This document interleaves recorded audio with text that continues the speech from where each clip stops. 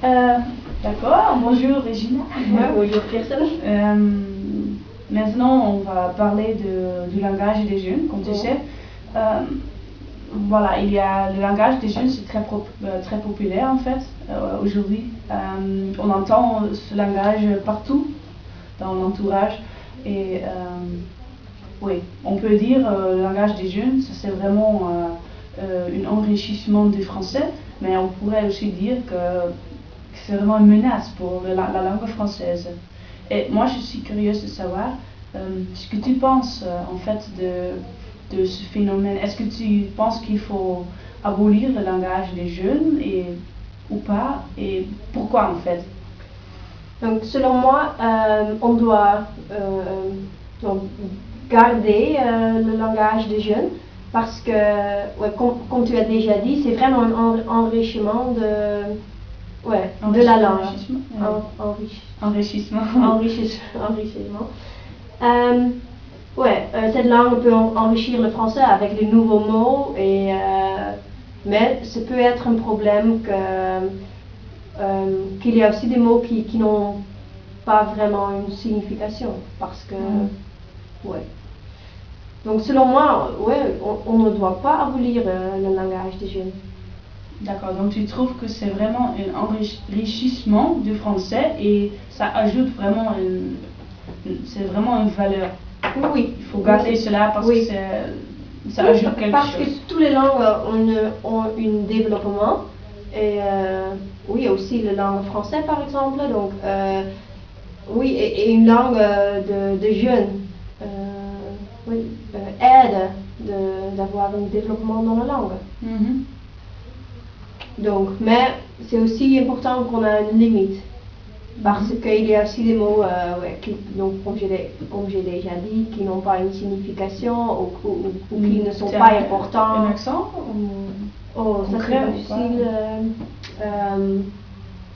Non, maintenant j'ai peut-être que j'ai un exemple. Je ne sais pas en fait si ça c'est vraiment un mot du langage des jeunes ou un mot français, mais ce que j'ai entendu dire en France, c'est que les jeunes ils disent souvent ça me fait chier.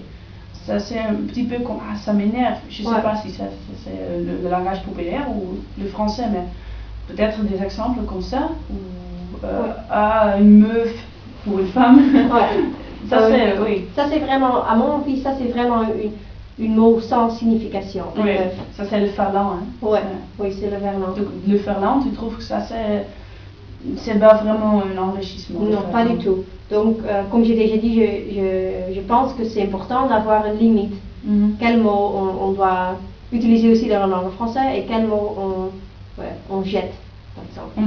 Mais je pense aussi que c'est difficile d'abolir cette langue parce que les jeunes ont toujours leur propre langue. Comment on doit abolir une langue? Je pense que c'est pas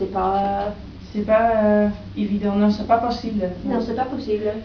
Ça c'est vrai, et dans toutes les langues en Europe et dans le monde entier, dans toutes les langues il y a des langues des jeunes, le verlan, l'argot, des nouvelles formes en fait.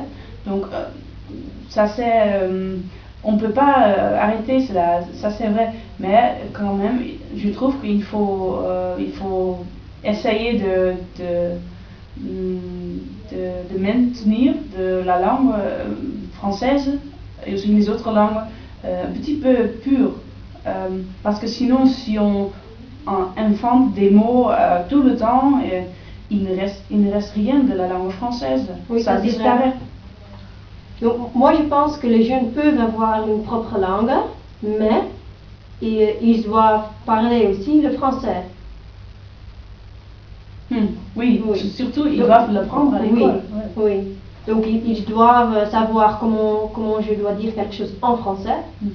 Mais c'est aussi, il y a toujours des jeunes qui ont leur propre langue.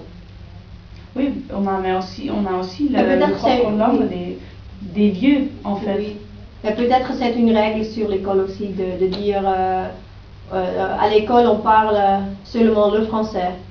Et le langage de jeunes, vous pouvez parler chez vous.